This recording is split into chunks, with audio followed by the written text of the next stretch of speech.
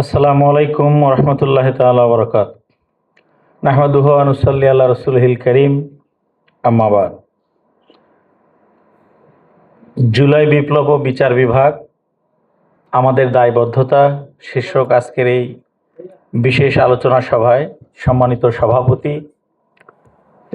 শ্রদ্ধেয় অ্যাডভোকেট মোহাম্মদ শফিকুর রহমান, আজকের অনুষ্ঠানের মাননীয় প্রধান অতিথি বাংলাদেশ সুপ্রিম কোর্টের মহামান্য আপিল বিভাগের অবসরপ্রাপ্ত বিচারপতি এম এ মতিন, আজকের অনুষ্ঠানের সম্মানিত বিশেষ অতিথিবৃন্দ, আজকের অনুষ্ঠানের বিশেষ অতিথিবৃন্দ যারা বাংলাদেশের প্রত্যেকেই আইকন, এবং আজকের এই দাওয়াতি কার্ড এত ইম্পর্টেন্ট একটা দাওয়াতি কার্ড মনে হয়েছিল আমার কাছে যে এই বাংলাদেশ, নতুন বাংলাদেশ গড়ার ক্ষেত্রে যার যার অবস্থান থেকে যে ভূমিকা রেখেছিলেন, বাংলাদেশের সচেতন মানুষের মনের মণিকোঠায় তারা স্থান করে নিয়েছিলেন, এবং জুলাই অভ্যুত্থান পরবর্তী নতুন বাংলাদেশের সূচনা লগ্নে অনেক অসাধ্যকে সাধন করার মতো ব্যক্তিত্বগণ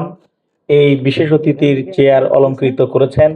সম্মানিত সকল বিশেষ অতিথিবৃন্দ, অন্যান্য সম্মানিত অতিথিবৃন্দ, লার্নেড লয়ার্স, আমি শুধু একটি বিষয় এখানে উল্লেখ করতে চাই, সেটি হলো এই: বাংলাদেশের স্পেশাল যারা পার্সোনালিটি, ডাক্তার, ইঞ্জিনিয়ার, লয়ার, সাংবাদিক, এলিট শ্রেণী, মাঝে মাঝে মনে হয় তাদের কার্যক্রম দেখে বাংলাদেশের মানুষের পালস কেউই বুঝতে সক্ষম নয়। যার যার অবস্থান থেকে সবাই অন্য দেশের লেজুর বৃত্তি পছন্দ করে এবং বাংলাদেশের মানুষের চিন্তা চেতনার বাইরে গিয়ে তারা অন্য কিছু লালন করতে চায়। এটার একটি প্রমাণ আমরা পেয়েছি এই জুলাই অভ্যুত্থানে। জীবনে কোনো আন্দোলনে আমরা দেখি নাই যে মাননীয় বিচারপতিগণও দেশ ছেড়ে পালাতে পারেন। নিশ্চয়ই কেউ সম্মান করে তাদেরকে হামলা করতেন না, কিন্তু তাদের মধ্যে মনের ভয় আছে যে মিথ্যা বিচারে ফাঁসি দিয়েছে যে কলমে, মিথ্যা বিচারে আমরা যাবজ্জীবন জেল দিয়েছি এবং চোখ থাকতেও অন্ধের মতো গুম দেখি নাই, আয়নাঘর দেখি নাই, অবিচার দেখেছি। মনে হয় এই জাতি আমাদের ক্ষমা করবে না। তাদের দিকে চোখ তুলে তাকানোর আগেই এই চোখ জাতির সামনে তারা দেখাতে পারবেন না, বিধায় তারা লুকিয়েছিলেন। এটা বিচার বিভাগের জন্য একটি লজ্জা। আমরা আগামী দিনে জন্য একটা ভরসা পেয়েছিলাম যে অল্প সময়ের মধ্যে advocate, senior advocate Tajul Islam স্যারের নেতৃত্বে ট্রাইব্যুনালে অল্প সময়ের মধ্যে ফ্যাসিস্টদের তদন্ত সাপেক্ষে বিচার করে ওই ট্রাইব্যুনাল থেকেই ফাঁসির রায় এই বাংলাদেশে দিতে তিনি সক্ষম হয়েছেন। আইনজীবী সমাজের পক্ষ থেকে আমি তাকে স্পেশালি ধন্যবাদ জানাই।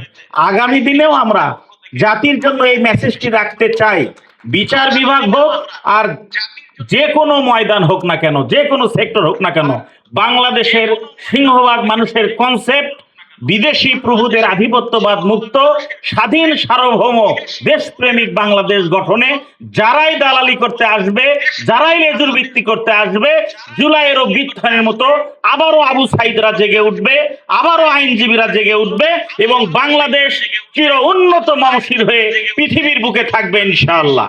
এই সংগ্রামে, এই চেতনায় সবাইকে উদ্বুদ্ধ হওয়ার বিনীত আহ্বান জানিয়ে আমার বক্তব্য এখানে শেষ করছি। আল্লাহ হাফেজ। বাংলাদেশ জিন্দাবাদ। ধন্যবাদ অ্যাডভোকেট শাকিল উদ্দিনকে তার বক্তব্যের জন্য। বিজ্ঞ আইনজীবীবৃন্দ, অন্যান্য সুধী মণ্ডলী, আমাদের আজকের সেমিনারের এ পর্যায়ে আমরা ছোট্ট একটি বিরতি নিব। আপনারা জানেন সালাতুল আসরের নামাজ 5টায় এই আমাদের বার মসজিদে। আমরা জাস্ট 10-15 মিনিটের বিরতি, 5টা 15-তে আমরা শুরু করব। আমি বিজ্ঞ সম্মানিত অতিথিবৃন্দকে অনুরোধ করব আমাদের এখানেই আমরা নামাজ পড়তে